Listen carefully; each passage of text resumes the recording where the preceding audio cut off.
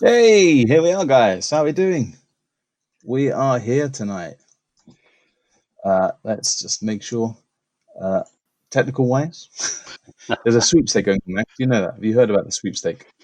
Yeah, is that based on the number of technical problems or the time before the first one? Uh, oh dear. It's all fun.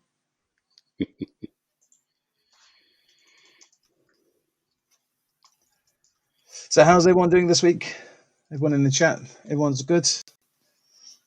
Good luck with technology. Who knows? Who's in the chat tonight? We have got Leo.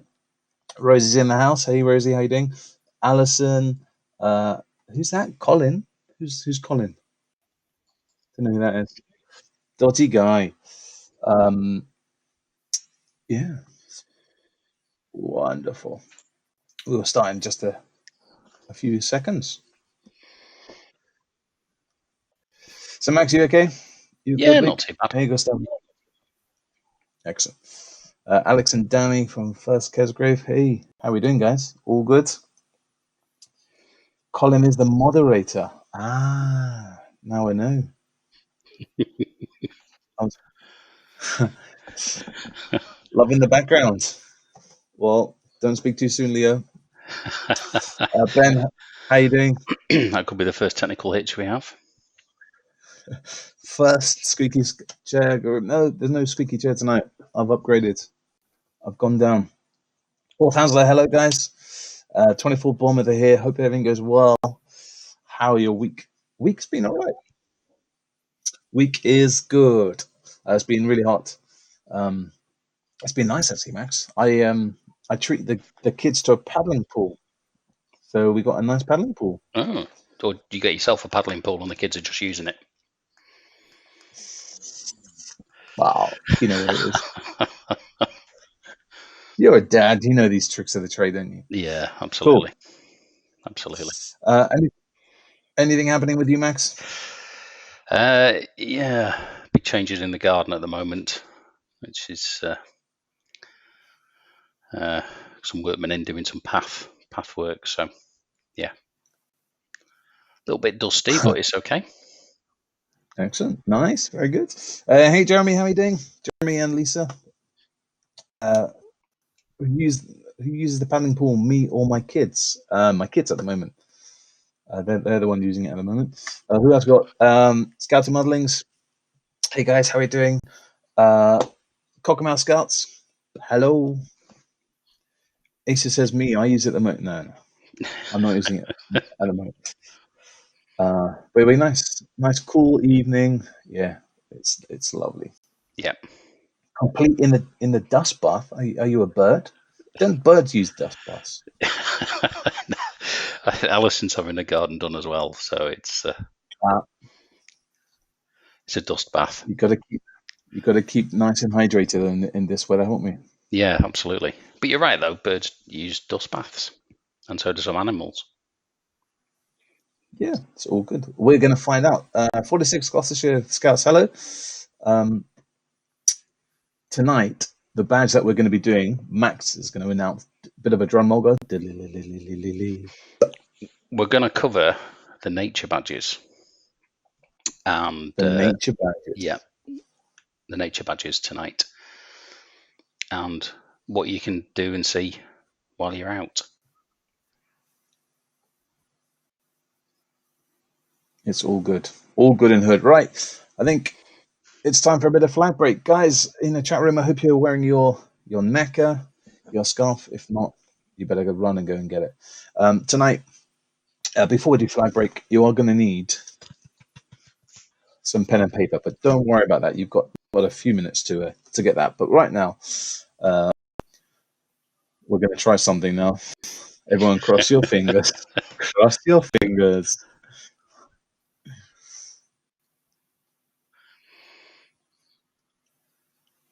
Is it working? Oh, oh, oh! Yay! Now, It's have we gonna. got sound? Now, have we got sound? Is the next question. Because last week we had the background, but we didn't have my sound. And we've got, that is brilliant. Touching wood. That's why I'm on the wooden desk. Ah, excellent. Dad's got his, go and get his, Alex. Yeah, Dad better go and get this, because you got to get your neck of a flower break. Right. Max, 7:05. Yeah, over to you, time mate. for some flag breaks. So, first YouTube scout group at ease. Troop alert. Let's make the scout sign. And the promise. On my honour, I promise that I will do my best I'm doing my best. to do my duty My duty to God and to the Queen, to God and to the Queen, to help other people, to help other people, and keep the scout law. to keep the scout law. Okay, hands down, stand at ease.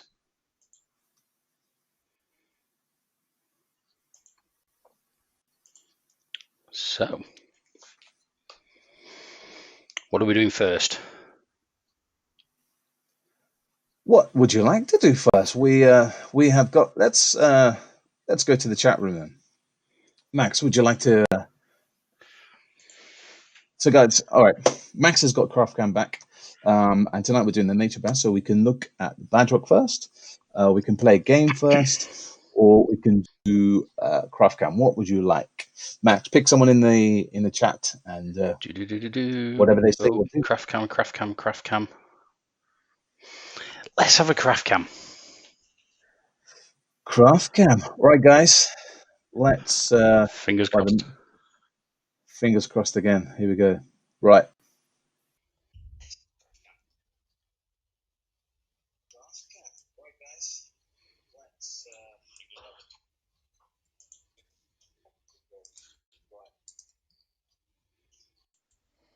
Welcome to the Craftcam.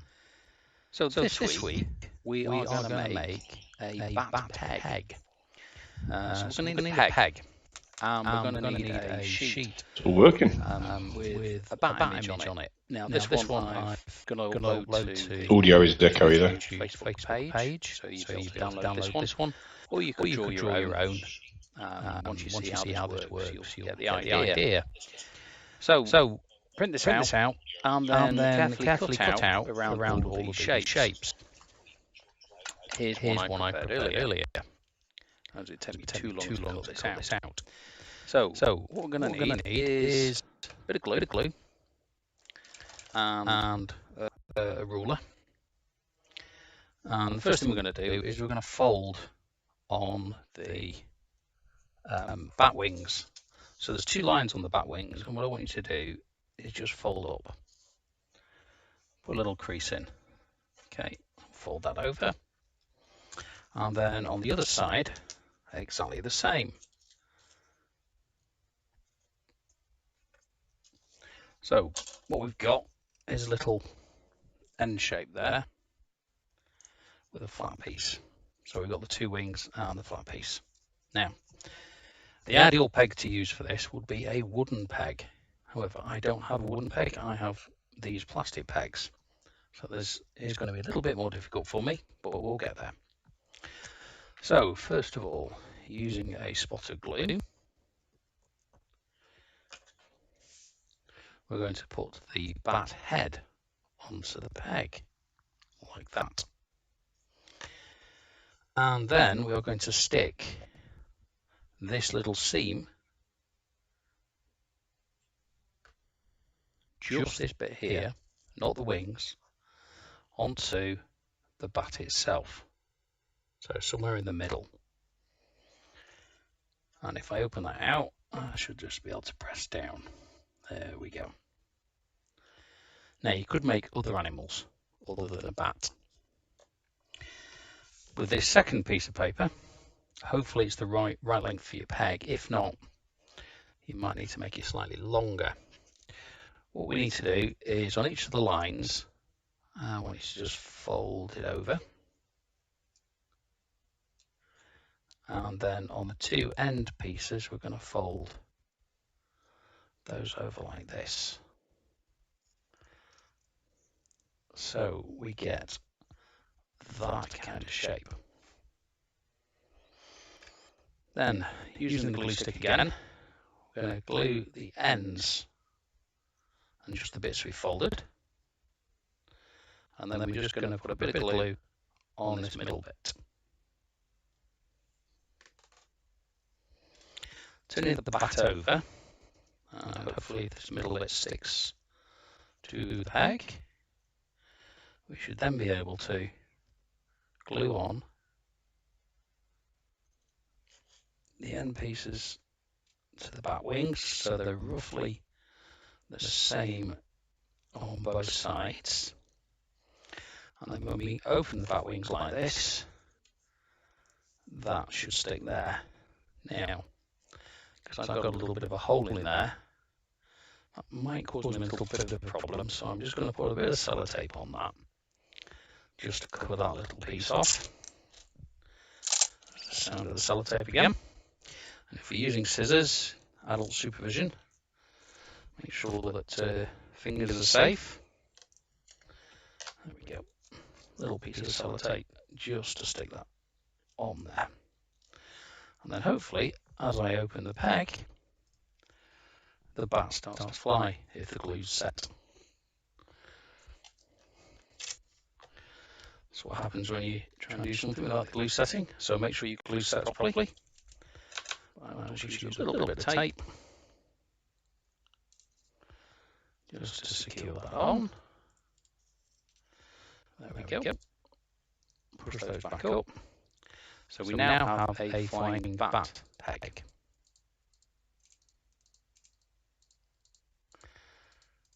So that's tonight's craft cam, to make a bat peg, or you could make other animals. So you could make birds, for instance, flying squirrels, maybe. Choice is yours. But as always, post your creations onto first YouTube, Facebook, and let's have a look what you've made.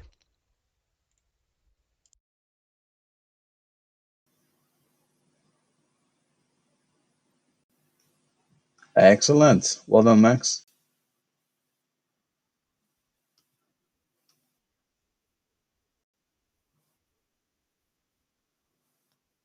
Oh. Are you? That was bad. Guys, there's always something. There's always a bit of technical difficulty, isn't there? Hey ho. Never mind.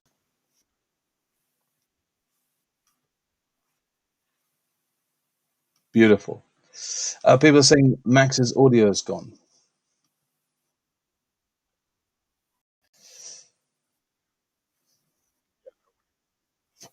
Oh.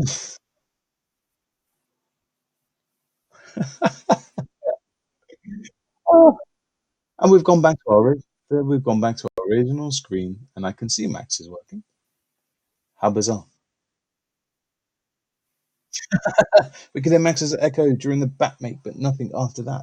Oh, can you hear me though, guys, in the chat? Is it going to be one of those? Excellent. So you can hear me, but you can't hear Max. Ah,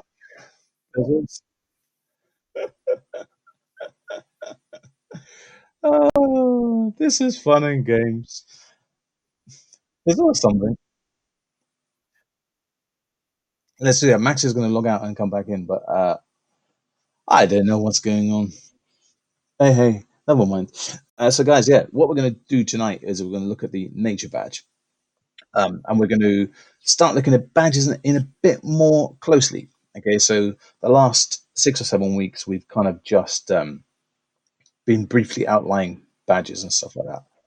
But tonight, we're going to be going a bit more depth, and we're only going to choose one badge tonight. So we're going to look at the nature badge. Okay, so we're going to bend it slightly, okay, because obviously we can't go out, we can't study nature as if we could. We can't go to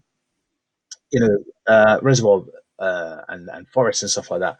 And in the badge work, it says we've got to be there for, I think, let me just double check. Is it one? Yeah, it says it's 1 day to go to woodlands or moorland, seashore, hedgerow, roadside, stream, a small pond, or wetland or marshland. And obviously, because of lockdown, we can't go there. So we're going to look through the badge and see what we can do while we're at home. Okay, so what we're thinking of, even if you can't get out, you can do stuff looking through your window. Okay, so we've got the window here in the bedroom. So if you're in a flat and you have no outdoor space, you can still do the things we're going to discuss tonight. We just went for Max to come back. Hopefully, his camera is going to be here in a few seconds. So just taking some time out and seeing what we can do, and hopefully we will click this and You know, here's Max. I'm here, and that just talk about comic timing. Go on, what's that? Because it missed the bat joke I did, which is why we were echoey, because we were in the bat cave. So people are still saying they can't hear Max. So let's just do 2 seconds. You can hear Max? I'm here. Hey, Oh, excellent. yeah, for everyone. So Max, we were just talking about how we're going to look at the nature badge and how we can't get out and about. So No. what we can do from either looking at our window, maybe in the bedroom or in the balcony or something, because as the badge says, we've got to spend one day. Yeah. Um, Split it up. Okay. So we've got to be thinking about what we can do within the realms of what we got today. Yeah. For those with the garden, it's a bit easier. For those that haven't and go out on a walk, that's okay, but split it up over a week. So for an hour, absolutely. Yeah. go out and do some nature spotting, but go to the same spot, and you find that people just go to a spot and they go, right, where's the nature? And because they're not seeing anything big, they miss it. Yeah. Okay, so there's lots of birds singing at the moment, which is great because there's no cars or plane sounds much. You know, they're occasional. And pollution's come down. Then the National Trust are saying their wildlife in their gardens and things has just shot up because there's no people visiting. It's the same with parks. It's the same with gardens. You know, you can actually get out there and see what's there. But there's not just the big trees and bushes around you.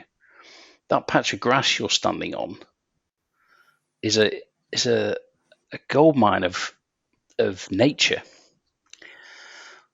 all at a small scale. So if you crouch down and look inside the grass, inside the moss, you'll find ants, small beetles, millipedes, all tiny little creatures, all in that tiny little ecosystem just underneath your feet. So Yeah. nature doesn't have to be huge. You know, it's not birds and deer and everything else. It's everything, but you know, even the smallest bits can help. And like you say, and I think it would differ from where you are, isn't it? Like the wildlife that I would see, not just in my garden, but in my parks here in London, is going to be completely different to where you are. Yeah. Yeah. That's the amazing, and we're in the same country, but yet we get different wildlife. That's what amazes me. Absolutely, and it's reason for doing the bat tonight was because it's nature based. Going out at dusk, seeing a lot more bats out. I've got one. I don't think I haven't seen any bats where I live, but a few years ago, Max, I took my scouts out on a bat hunt, and we had the bat detectors and stuff, and that was mind blowing. That was great to think. In London, you get so many bats, and just as we were leaving the session, the bats came out in force, swooping over the pond, picking up all the bugs and stuff, and it was just awesome. It was unreal to get that kind of nature in London. You're like, that's just great. Dio gets bats up in Scotland. That's cool. It's I'm lucky. I've got a nice area in front of the house that's sort of wildlife friendly. The badger comes into the garden and digs up my front garden, runs off with the tulip bulbs because it seems to have has a taste for tulip bulbs, and it's after the grubs of crane flies in the grass Yeah. in the garden. So it gets its paws, digs them, and So end up with a big hole. Alison's saying that bats feed 20 minutes after sunset. I didn't know there's 20. There you go. Where I live, there's one of the biggest bat colonies in the whole of the southeast. Wow. And it's amazing. It's got these massive railway arches, and then you just sit there. And I'm with a local wildlife group, and they've got some software on their iPad. You can shine it up, and it will tell you by the echoes and stuff of what kind of bat it is, and you can see the silhouettes. It's amazing doing that bat hunt, and all those kind of rumors about the bats flying into your hair and stuff. That's rubbish. That doesn't exist. But yeah, no, it's great. It's great, and just to have that on your doorstep, I think we were talking about earlier on about the COVID, what it's done to the world and nature and stuff. Smog levels have come down, and things like you were talking about earlier on about the wildlife in Venice, isn't it? I don't know if you've seen those amazing photos of the fish swimming through the rivers and canals and stuff. You're like, yeah, well, amazing. Some towns and villages and even cities have had deer going into the major parts of the cities and towns, and it's because there's no people around that they're off doing stuff. But our changing habits has had a big change on nature. So where we would have been out and people dropping litter and doing stuff, and nature coming, a few squirrels going, oh, right, I'll have that. Pigeons saying, yeah, that's a bit of tea for me. Drop chip or something. Even the seagulls, they're having to change their habits because our habits have changed. So it's actually had a knock-on effect. And a lot of them, because they're used to effectively human food in a way, and all the scrap, are changing their habits to try and find it. And that's one of those things you might, you'd be lucky to see more wildlife coming into your garden trying to find stuff. Hopefully not turning the bins out. But, I wouldn't say I've seen a change in wildlife where I live in London. I wouldn't say that.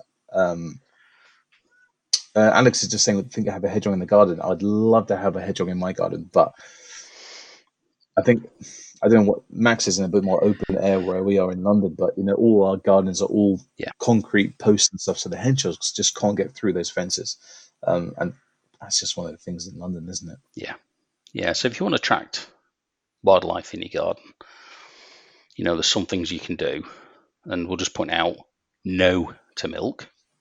Don't put any milk out at all, because one, you'll attract cats, and two, lots of animals are lactose intolerant, which means they can't stomach milk, and it makes them ill.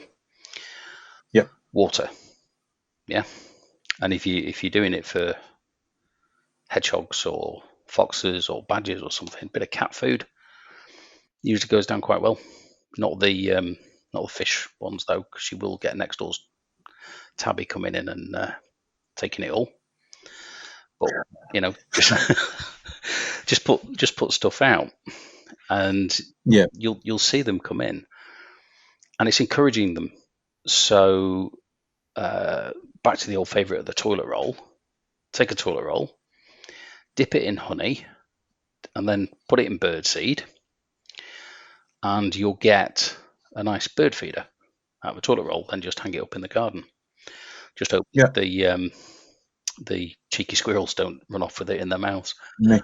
I did do a vlog about 3 years ago about me and Grace making a bird feed cake, and I was going to play it tonight, but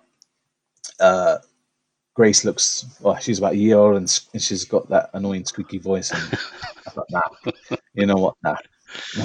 We'll have to redo one. We'll do a new one. Matt Scouting Adventure says he thinks he's got badger in his garden. Mate, I'd love to have badgers in the garden. There is a rumor, there is a big badger set not far from where I live, but it's very secretive and they won't tell you the exact location. This wildlife group that I follow on Facebook. But I know don't you have badgers in your garden, Max? Yeah. Well, because I live in front of a green a small green belt between all the houses. Yeah. There are some sets down there, and they go foraging around different gardens. You can normally tell where they've been by the following morning. People going, "Ah, they've had the badger again. Look at me They lawn. dug everything Look at my lawn.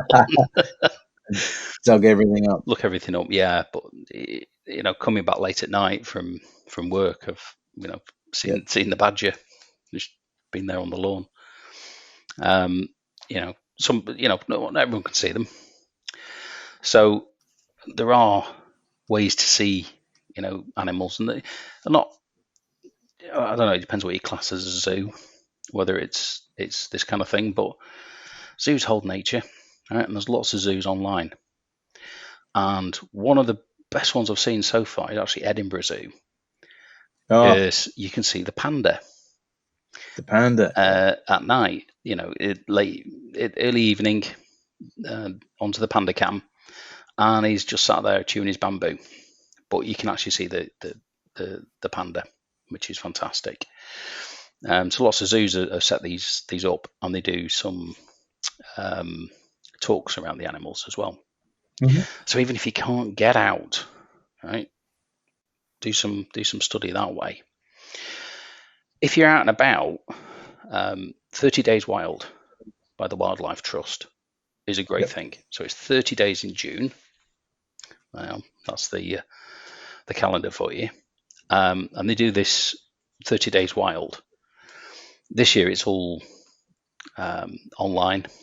It's all sort of emails and packs that you can get and print off. Previously, they've done things like badges. These were from last year's. Mm-hmm. And you get a nice chart, and you can write on it what you've done over the 30 days of June, which is really good. So a lot of the wildlife centres. So if you follow the wildlife trusts, you'll see that each day they're posting things and ideas. Things from because it was National Bee Day, as in the little bees, rather than a bee day. Not bee day. Not as a bee day is no. I did. I did think that when I said it. It was National Bee Day earlier this week. For bumblebees. Sorry, I know. I'm still juggling to myself. Okay. National Bee Day. Bee Day, as in BEE, as in the small bees, the bumblebees, and yeah, that was quite cool. So things like that are going on. We made a bee hotel. So we've got a bee hotel. We've made some bug hotels and our own wildlife pond out of an old washing bowl. We've done those a few years ago now. Grace is 7, so I think we've had it for maybe 4 years now or so.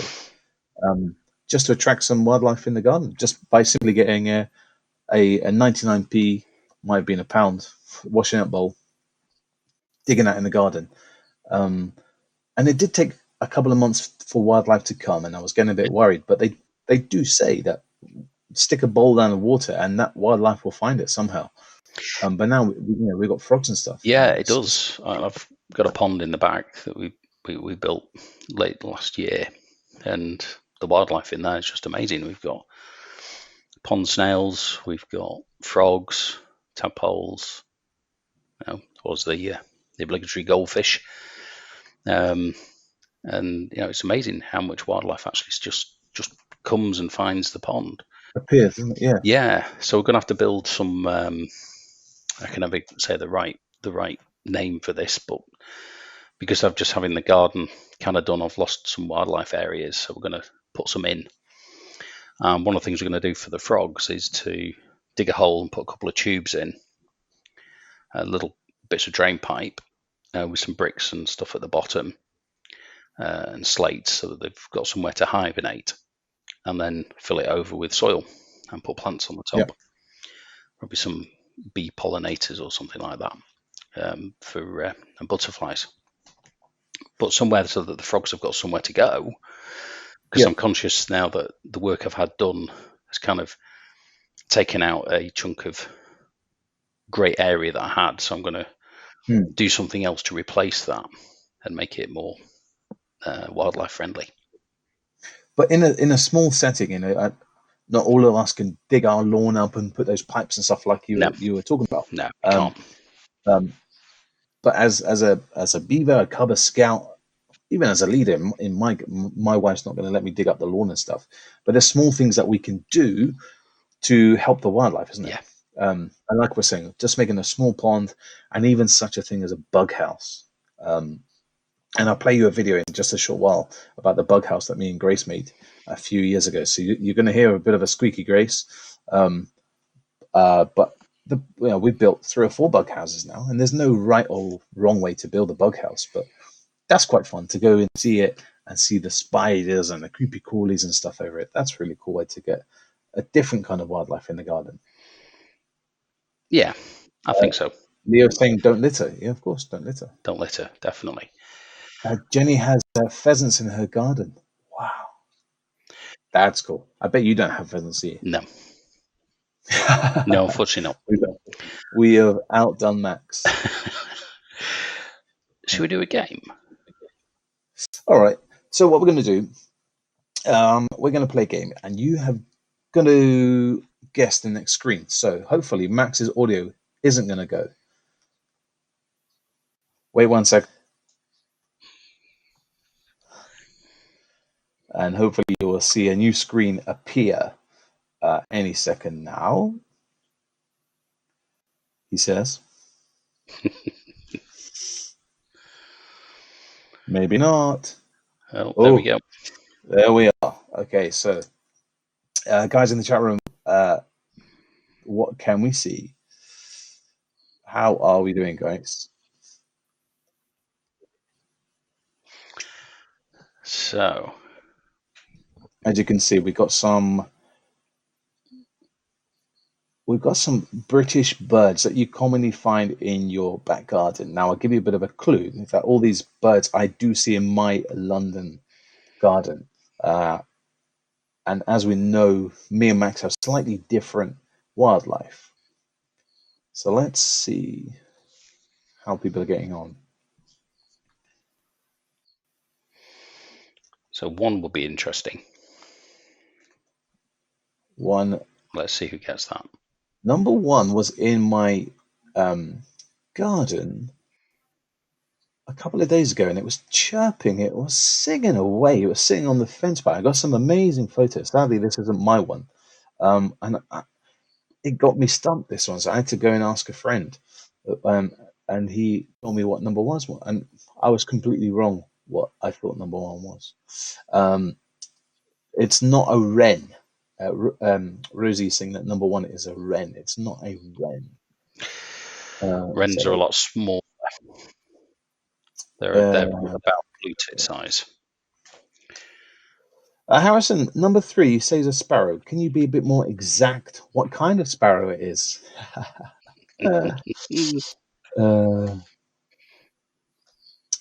Number 3 isn't a coal tip, Kira. Not. Come on, guys. How are we doing in that? We're nearly there, actually. Pip, pip. Although, Harrison, look at that in capital letters, shouting at our house sparrow. Well done, Dominic. Well done to you as well. So yeah, excellent. Okay. Let's because I prepared this. I know the answers. Let's put Max on the spot and see if Max can tell us what these are. Right. So 1 looks like a song thrush. Okay. 2 is a blue tit. 3 is a house sparrow. 4 is a jay. 5 is a starling, and 6 is a robin. Excellent. So here's a tip. Go on. Don't put slug pellets out. No. Don't put slug pellets out. No. Because the song thrush feeds on slugs and snails as well as its main diet. And the song thrush is in decline, unfortunately, because lots of gardeners go straight for the pellets and put those out. And the song thrush is being denied its food source, or because it's poison, basically. Yeah. frogs and toads, wildlife, does balance itself out, and it is a great way of keeping a balance in your garden. So encourage the frogs and toads into your garden, and they'll help keep it nice and slug free. You know what I like about number 4, the jay, is that the blue on its wings is absolutely stunning. When the light hits it, it is an amazing color. But it doesn't tend to hang around a lot in the garden. It kind of comes in, eats what it wants, and then goes. Whereas, all these other birds, particularly the starling, they do play around in my garden quite a lot. So jays are interesting birds because they're a little bit like squirrels in a way. Because when it gets an acorn, it will go and bury that acorn. Yep. So you'll often see them running around or hopping around with an acorn or do bounce around, yeah, fruit in its mouth. Yep. And it will be trying to find somewhere to hide it for its winter store. Yeah, no, that's good. Kira saying number 5 is a starling, and we get, I wouldn't say we get hundreds, but we get a lot of starlings in the garden feeding off the bird pole that we've got. Nothing special in my London garden, but we get a lot of starlings. Rosie gets a lot of song thrushes, and I've got, really, that's interesting. I wouldn't say we get a lot, but we do come in. And me and Rosie from the same scout group, so we're not that far away. Maybe 5-10 minute drive from where we are, and the wildlife changes. Do you see what I mean, Max? It's amazing, isn't it? It is. So do you know what the smallest bird is in the UK? No. Anyone in the chat? Anyone in the chat? Smallest bird in the UK? I don't know. And then we're going to tell you something about number 6, the robin. We'll tell you I think it's called an urban myth. I think what they say about the robin. No. The wren. Harrison's saying the wren. Nope. Alex's wife is saying the wren. Rosie's saying the hummingbird. No, it's not the hummingbird. Lots of people saying wren. Max, what's the answer? A goldcrest. Okay. A goldcrest is, and because we haven't got a picture of one, I've got my book here, and we actually have them around here where I am, and they are very, very light little birds. And that is what the goldcrest looks like. Oh, yeah. Yeah. Oh, wow. And it is the smallest bird. Thank you to the RSPB for that. And they are very, very light as a bird, because we had one that hit the window. And using very carefully, checking it was okay, took a photo and sent it into the RSPB magazine, just to try and just to sort of, wow, look what we found. And we'd put it on the grass near some water, and it was a little bit dazed, but it was okay. And half an hour later, off it went back to where it came from. So it's really cool. So if you find something that's dazed and hit windows, check it's okay, but just leave it alone, and it'll recover. No, it's cool. So number 6, the robin. So the robin is an amazing bird as well, isn't it? There's that urban myth that apparently it's a sign from heaven that people have passed over. They've come to say hello. So that's one thing about the robin. But the other one is how it will come up to humans. You can start training a wildlife robin, can't you? Just put some, particularly the grubs, the worms. What am I trying to think of? Is it a worm? Grub? You thinking mealworms? Mealworms, that's the one. Thank you, mealworms. So you put them on your hand, and then it will start coming closer and closer. And over a period of time, like, this is just a few weeks, this isn't like months, you can put your hand out, and then the robin will just jump on your hand and start eating the mealworms or whatever you're feeding it from your hand. It's just great. I love, and it's a bit of a cheeky chap, isn't it? The way it bounces around and sings and stuff. It's great. So yeah, it is. It's a lot of trust. It's gaining a lot of trust. I love the robin. I love the robin. Right, let's go to our next one. Okay, here we go.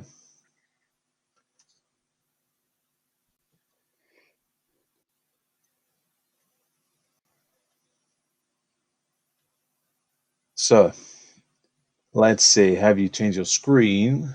Hopefully, you're going to see your new screen in a few seconds, and we'll play this game of the flower. So hopefully, Ooh. you will see another 1, 2, 3, 4, 5, 6 common flowers, British flowers. Okay, so this is all about nature badge that we're looking at, and this is the nature badge of, as Max was saying, things that you just need to open your eye up. We were talking about it last night, in fact, when me and Max were talking on the phone about how when we take our kids out walking and they say there's nothing here, can't see nothing. But if you take your blinkers off and look either there, you can look down, you can see a lot, and if you look up, you will see a lot up there. But it's all about just trying to look for something rather than it jumping out at you.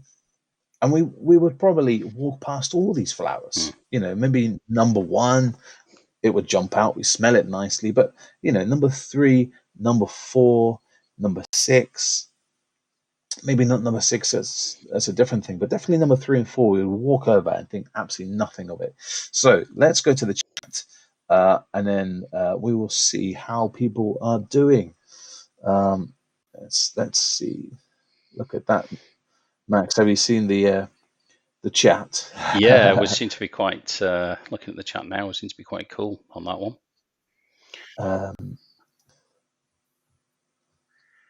You can make honey. Yeah, you from can. number 3. You can.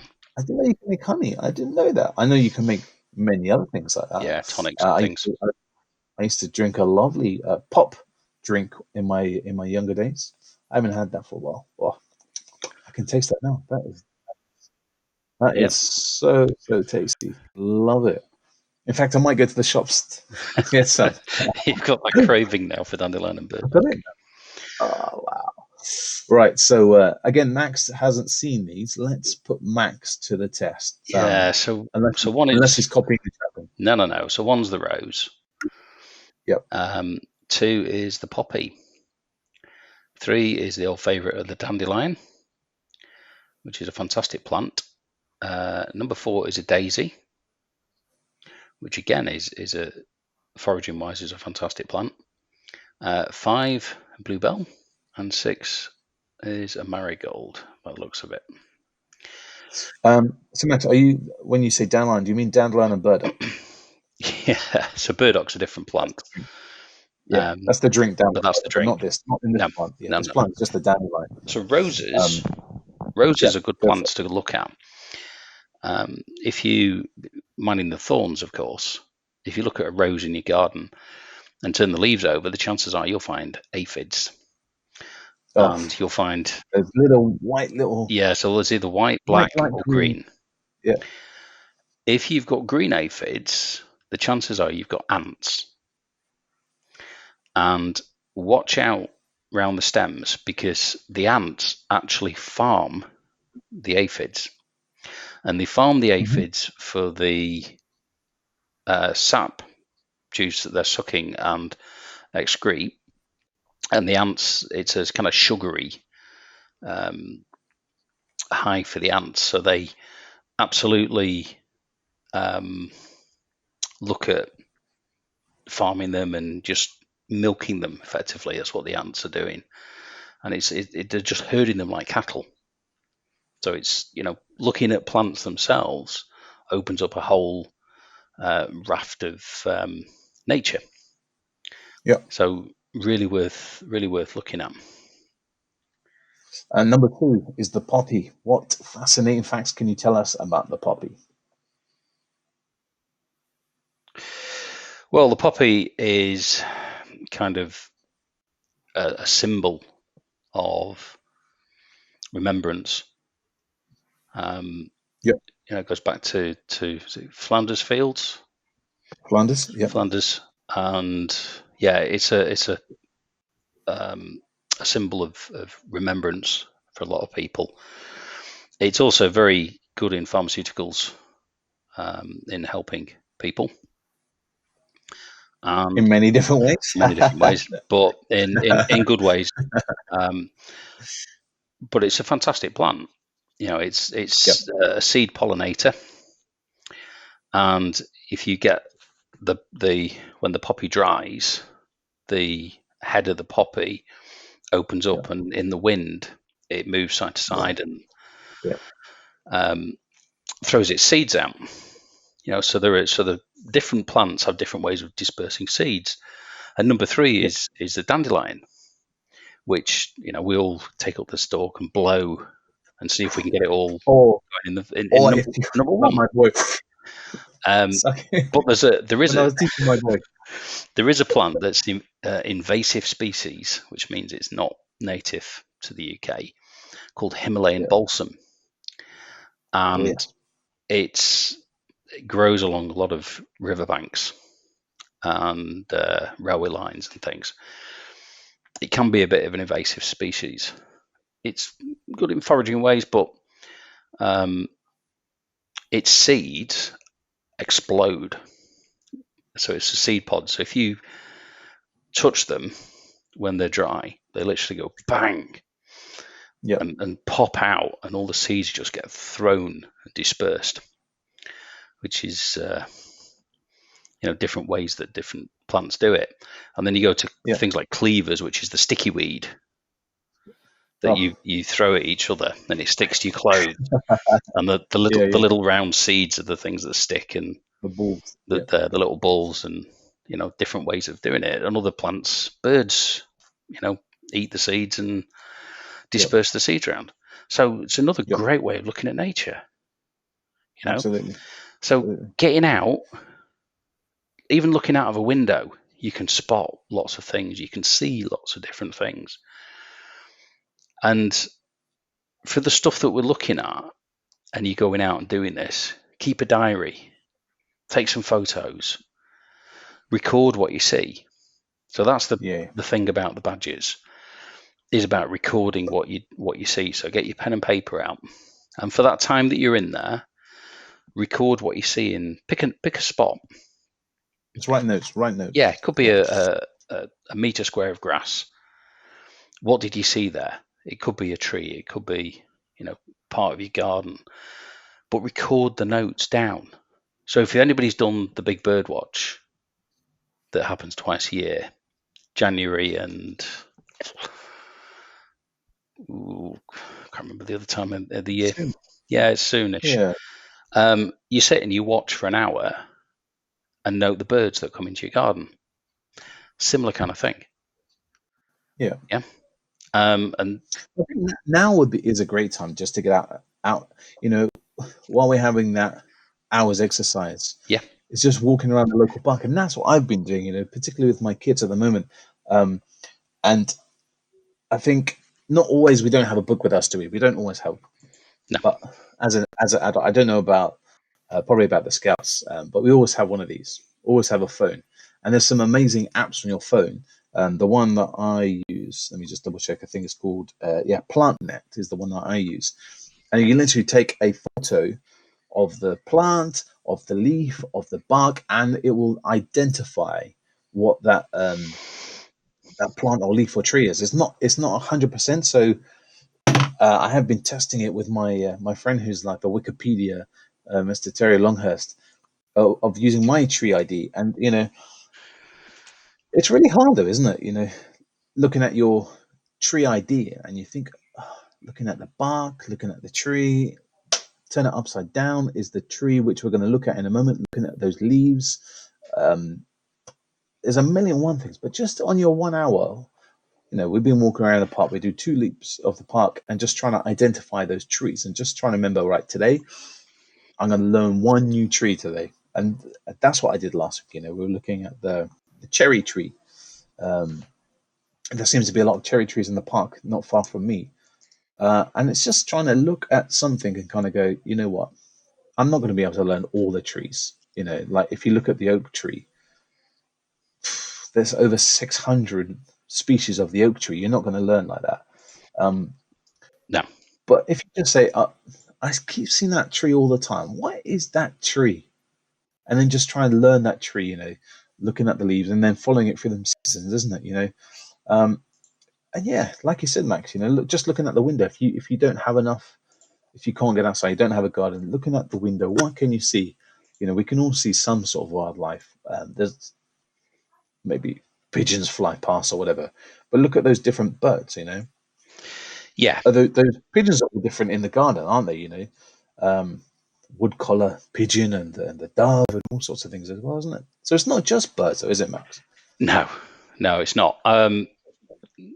And there's different ways of looking at this. So these are a series of guides that I use.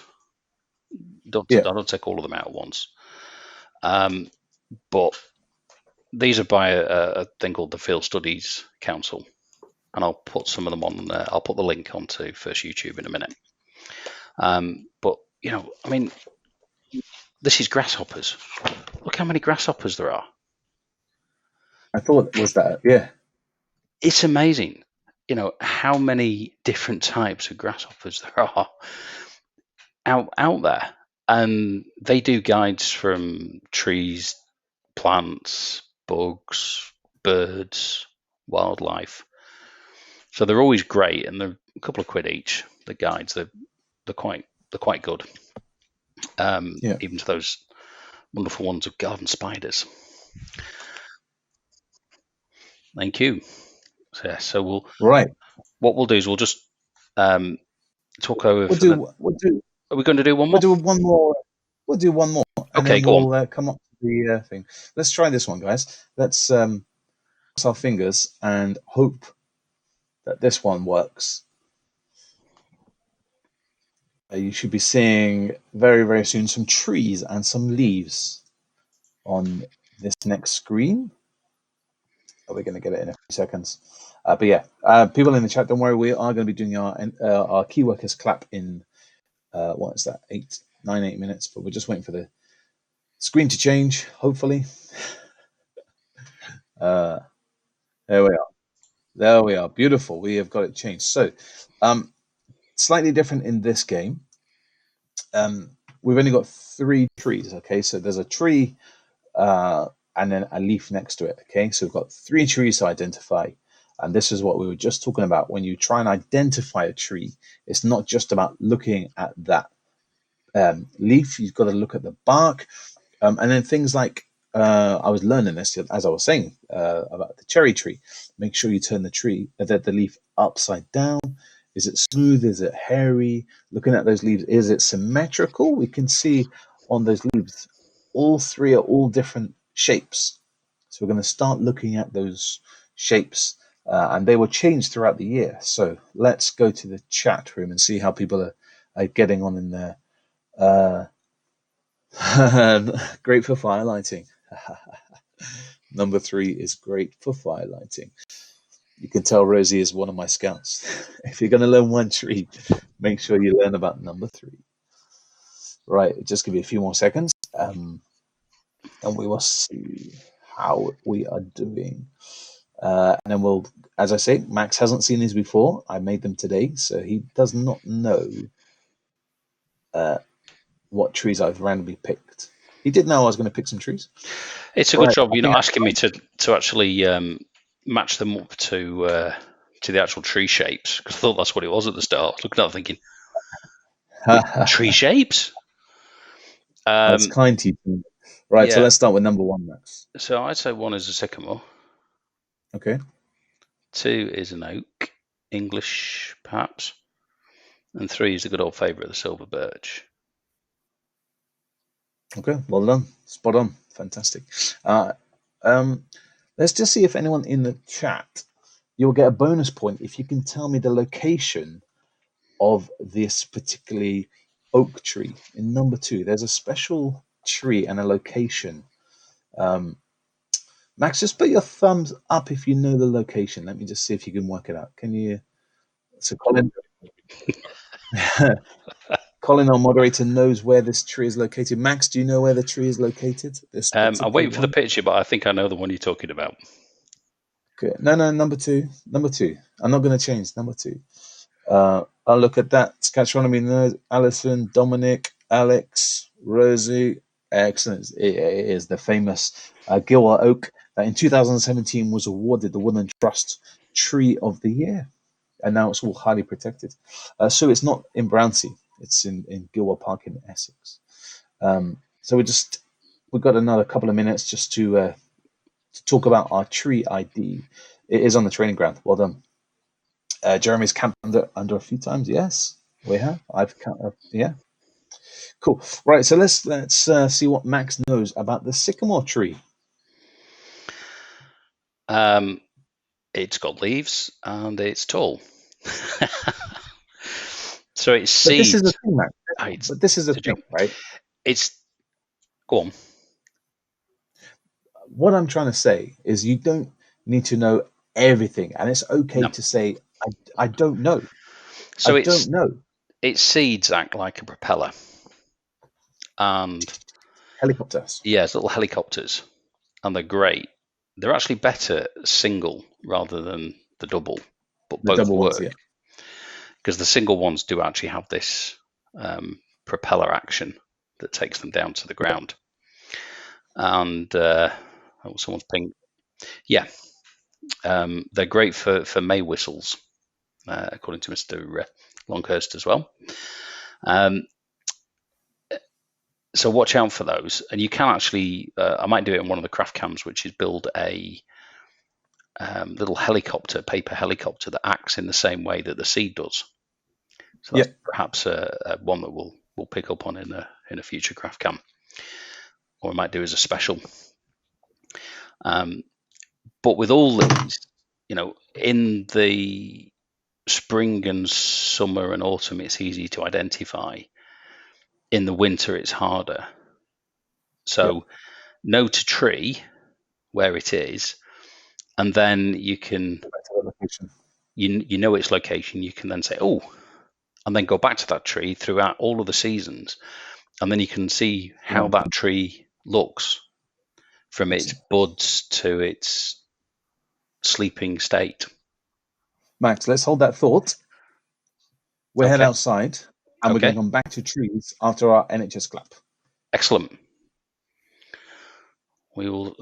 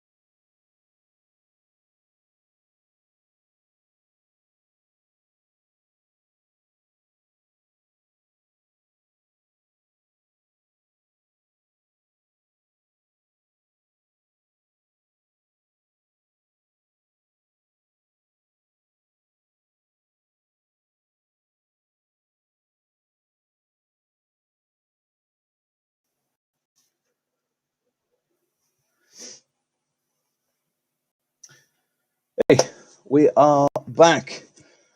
That was a long clap for me. My kids decided they wanted to join, and then they wanted saucepans. So I had to run in, get saucepans, and then they were fighting over who had a. I thought, oh, go on.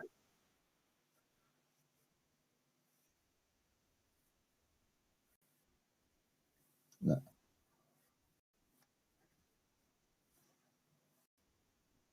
I thought you. I'm glad you said shoes.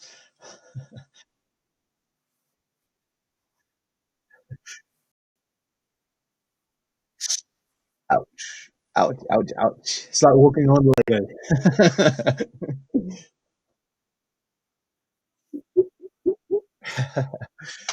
Right. So let's get back. So just to recap, we're looking at the nature bank tonight. Me and Max are just doing one badge tonight, and we're going to really delve deep into this badge. So we've been talking about what wildlife you can hear. Um, let's see what the colleague.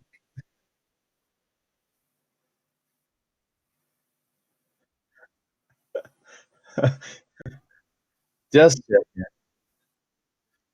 okay.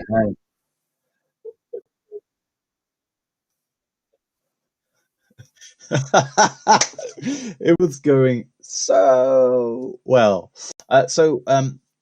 Number two, we've got the Gilwell oak, as we can see, and the oak tree is amazing. And I'm going to play a video in a minute that I recorded today about the oak tree. So we're not going to talk about too much about the oak tree, but I wanted to quiz Max to see how much he knew about the oak tree. So let's pause on that. So looking at number three is the silver birch. Okay, so there's a different kind of birch shoes that we can get, but this one in particular is a scout favorite. Okay, so it's the paper silver birch. And as Rosie said in the chat, I teach all my scouts that this is a great tree for firelighting. Okay, so the bark is amazing. It's full of oils, and if you light it, it burns for ages. But you can't take a spark to the paper one with the other. But you can scrape the inside of the bark up, scrape, and that will spark it. But this paper one, you need to take a flame to. But what really annoys us, particularly in Bush Scout, the group that I belong to, when you see people going up to the silver birch and ripping the bark off, okay, the tree will offer you the bark, okay, it will show you the bark that you can take off. The paper with kind of flakes off, and it's great. But you will see in a lot of particular scout campsites that people will get a knife and they will carve the bark out from the tree, and it ruins the tree. Okay, so think of them as our skin, the skin to our tree. Okay, and if we just took that bark off the tree, it's going to get infections. It's going to get all yucky, and that's what would happen if we had it. If people took our skin off, and we would get infections and we would get yucky and stuff. So Max is back. Let's Hello, just see if Max is working. I'm here. Uh, Can you hear me? Oh, Speak, Max. our moderator is just checking to make sure he can hear me. Yeah, excellent. I'm here. Right, I do not know. I think that's my end, and I think I need to reboot my machine. But that's a bit not going to do that in the middle of the show. So I'll just. I put myself on mute again, and it doesn't seem to have taken me off mute, so I'm not quite sure. Excellent. Question for the chat room: why don't you use green leaves, etc., for normal fire? So green, you wouldn't use leaves in a fire. You can use it in the autumn when they're brown and as a bulking agent, but the green, particularly in wood as well, you would get smoke, and that's all the wetness and stuff. So don't use green wood or leaves in particular. Yeah. So, Max, we're going to skip number two because I've got a video about the oak tree that I wanted to play. Okay, but go for it. Number three, we were just talking about silver birch being great for firelighting, not to strip the bark off. The tree will tell you what bark to take, isn't it? It's very nice and papery and stuff. So just take the bark that the people are telling you, the tree is telling you of. Don't get your knife, dig it out. You can do that on the fallen trees, but not the live trees. And in some cultures around the world, they believe that you have to ask the tree first. before taking stuff. Absolutely. Even I think branches or stuff off the ground, you ask the tree permission. Yeah, because I they're think that's the quite right thing to do, superstitious isn't it? around it. Yeah. Yeah, and it's like if you're gonna, not that we would go and fell a tree, but if you are gonna fell the tree, use the whole of the tree. Don't just use a bit of a section of the tree. Use it wisely. So if you're using it with fire, maybe carve some spoons or make a cookser or something. Use the whole tree. You can do many different things with the tree. You can tell you're a Scully when you go to the woods and come back with back pine cones and fallen silver. My wife and kids are like, "Oh, Dad!" Whenever we go for a walk, I always take some carrot or something. Yeah, you're definitely right. You're definitely right. Pine cones are amazing. Pines are great for firelighting. You've given me an idea for next week. What can you do with a pine cone? The minimum one things you can do with a pine cone. Okay. Remember that, Max. Can I play my little video about the oak tree and then we'll come back? Go for it. Right. So, cross fingers. Hopefully, Max will come back with his audio. Here we go, guys.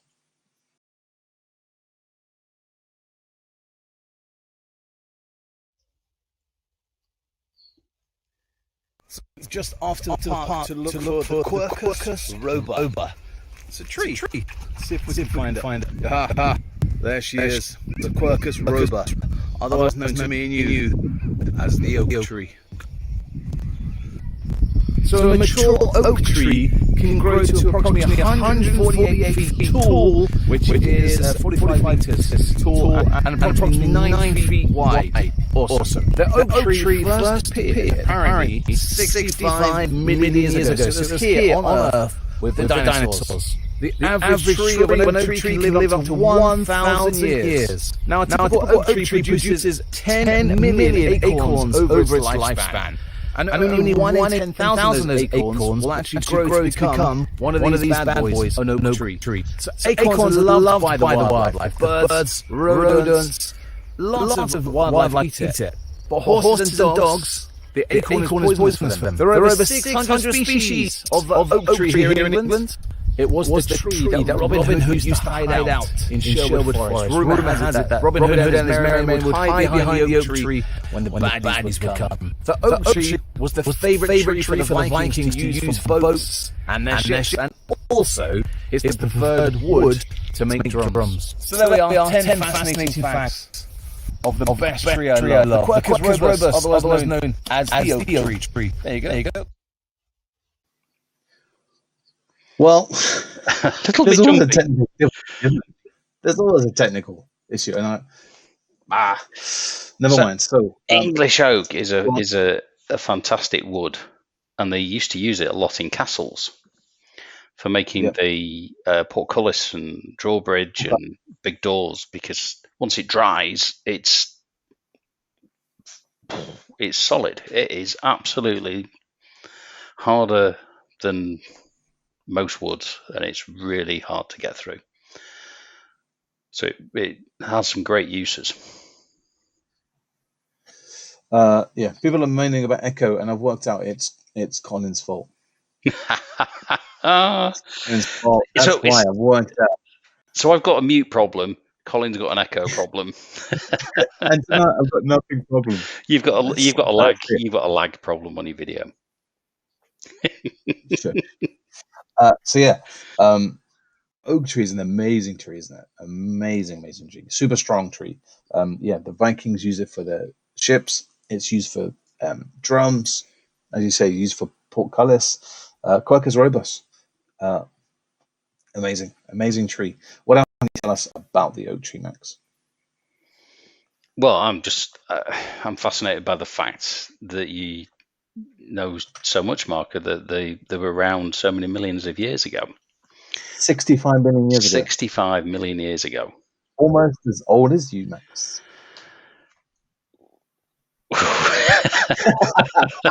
Young people here, young people. And so it's the symbol of the National Trust. It's one of our most recognised trees. Its leaves are called lobed leaves in the way that they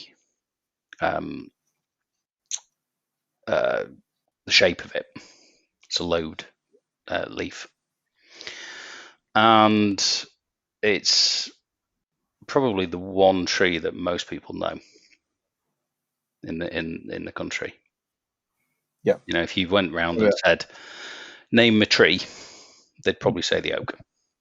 Number two Number is two. the oak tree. Those leaves that Max was talking about, those loop. You can see them nice looped.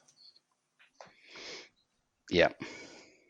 It's an amazing tree, super strong. So if you're looking for a few trees to ID in the park or whatever, the oak tree and silver birch. They're the trees I would try and get my scouts always to look for. We're running out of time, guys. I just realized it is 8:15. Have we got another set of pictures?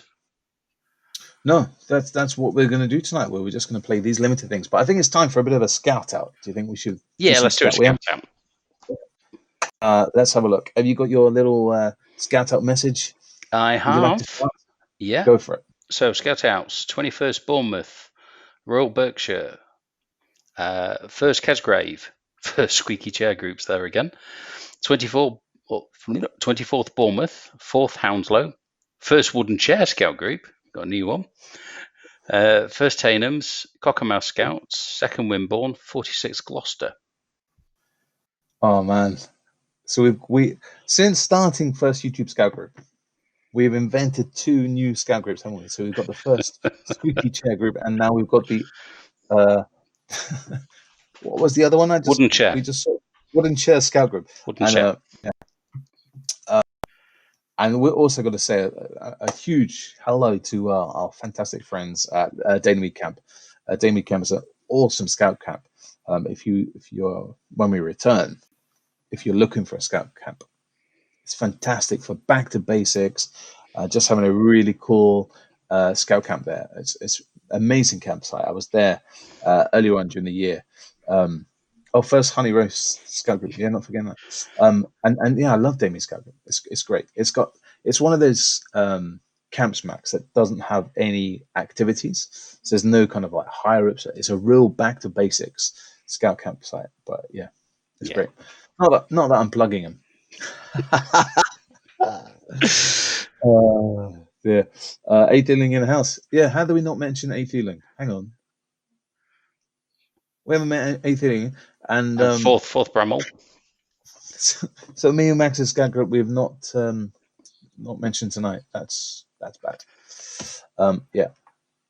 This wooden chair is made out of oak. Thank you, Gustavo, for telling us that. Thank you for sharing that from the other side of the world. It's great. Excellent. So have we got any more pictures to show? Did we do any more? No, that's it, Max. We're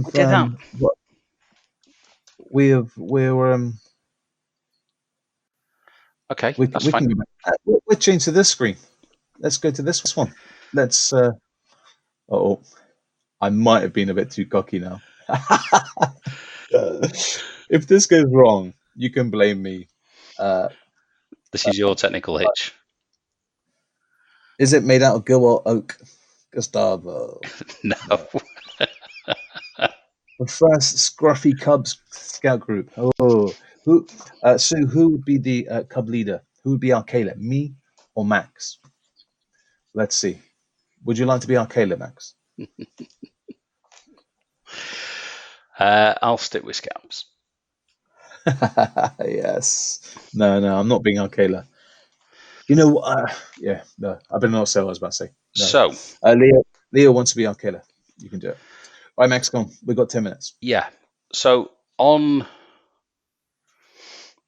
was going to cover ladybirds, actually, because the thing about a ladybird, I suppose butterflies as well. So this is. What's the other name for a ladybird? How do you mean? There's another. I can't remember the word for ladybird. There's another kind of Latin name for ladybird. There are so many different species of ladybird, all with their own Latin names. Yeah, right, whatever. Moving on. Lots of them. Ladybug, not a ladybird. Ladybug. So the young of the ladybird is a lot different to the ladybird itself, and it's the They're same. horrible, aren't they? Yeah. Well, we It's haven't got so- we haven't got a picture one, but that'd be an interesting one to do, which is match the young to the old, to the adult, the youngster to the adult. Yep.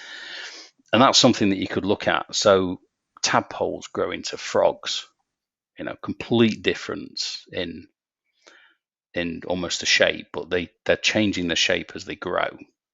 And frogs, tadpole to frog is a great cycle that you do in school anyway. But there are other creatures, like caterpillar to butterfly, the ladybird bug larvae into the ladybird itself. There's differences in the way that these animals change and nature changes. Mhm. We just grow up and grow old, but gracefully, but nature changes, and it's absolutely fantastic to see. And it's, these are the things that you should go out and record.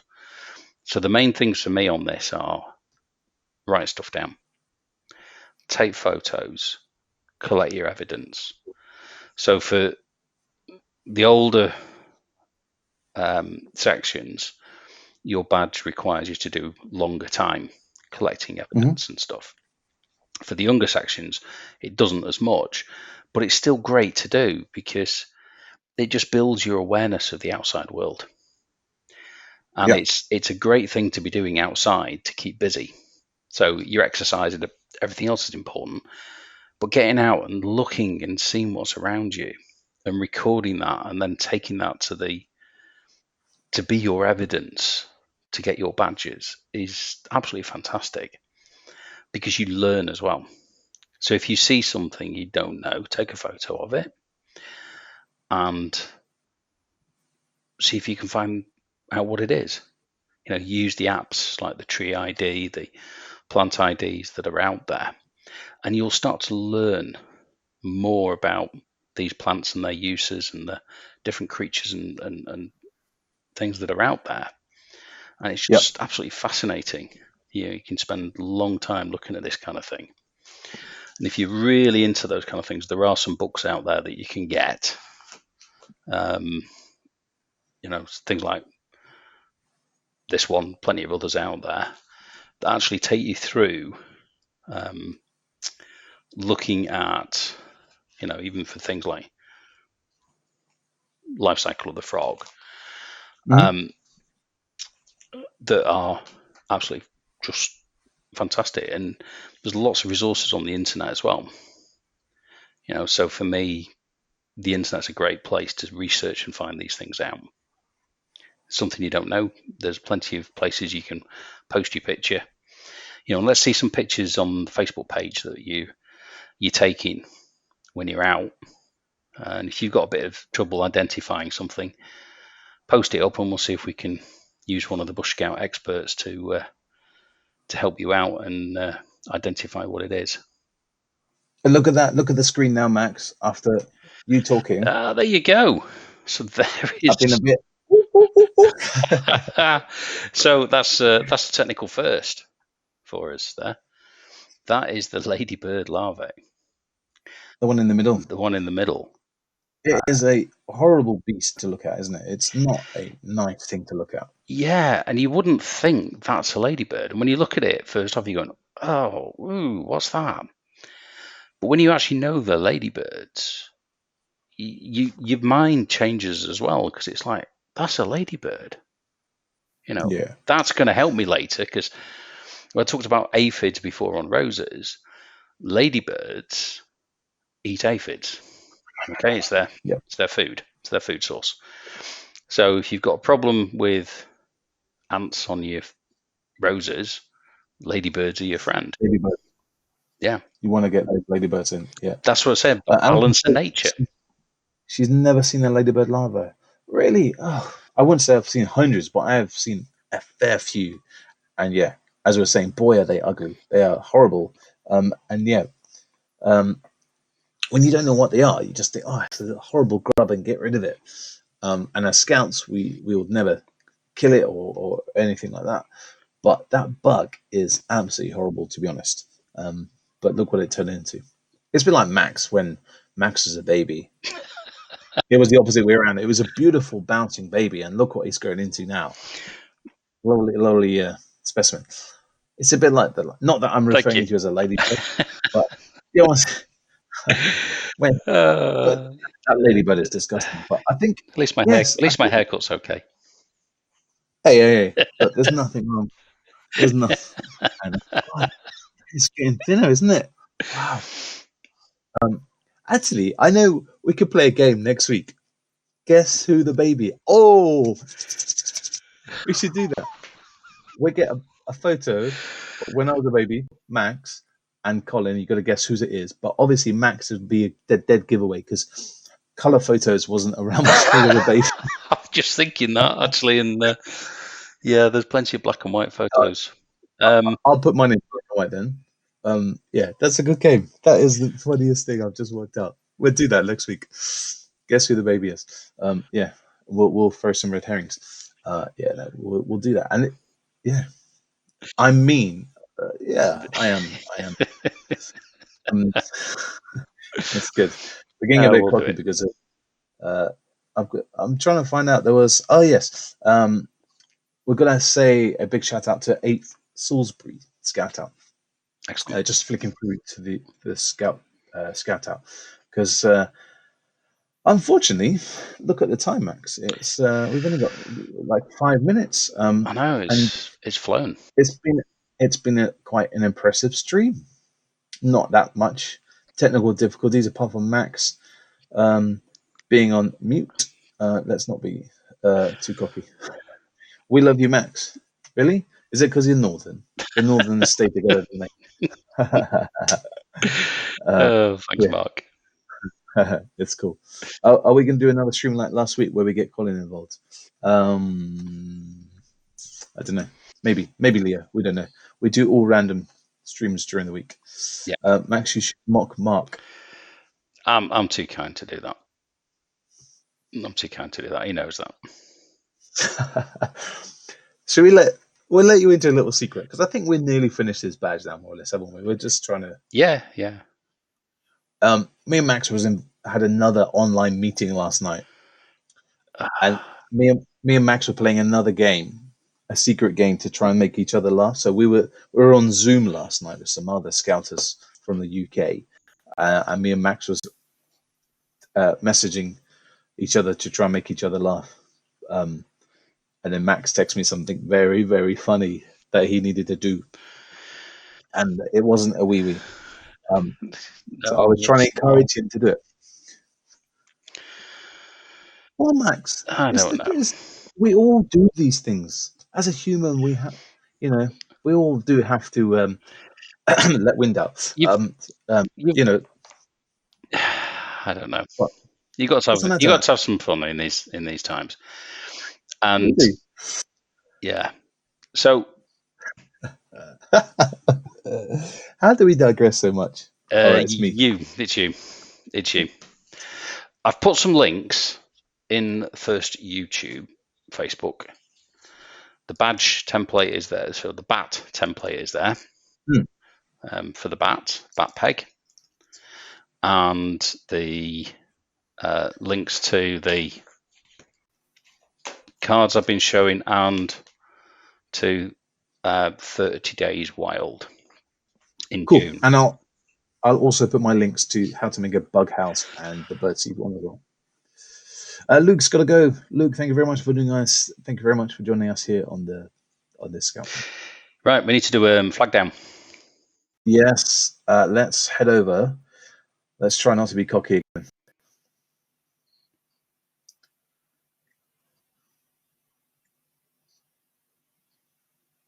Oh, is it working tonight? Is it working? Come on. There we go. It's working. So, beautiful. First YouTube scout group, stand at ease. Troop alert. Turn and face the flag. And we'll do troop dismissed. See you next week. Excellent, guys. Thank you very much for joining us here on First YouTube Scout Group. It's been great. As we've been doing, we're doing the nature badge, and me and Max would love you to send us some of your nature photos so we can add you into Scout Out for next week. So we didn't get that many photos this week, and we get regular people, which is amazing, sending us photos. People like Chloe and Leon and Emily. We would love to see more of you as well. So send us some videos, send us some photos, particularly of you going out and about, learning some tree ID. And we also, don't forget, Max set us a competition last week about growing sunflower seeds. So we'd love to see how your sunflowers are going. That would be great. Yeah, and you never know. Colin might make an appearance sooner. You never know. He's quickly turned his webcam off. Have a great week. And next week, I'm going to introduce you to a very old Scout game called The Game. If you remember that, you're out of it. Till next time, guys, have a great week. Keep washing those hands. Stay safe. And whenever you're out and about, wash those hands. Wear a mask. And remember, 2 meters distance. Until next time, guys, have a great week. Bye-bye. Bye. Max, thank you.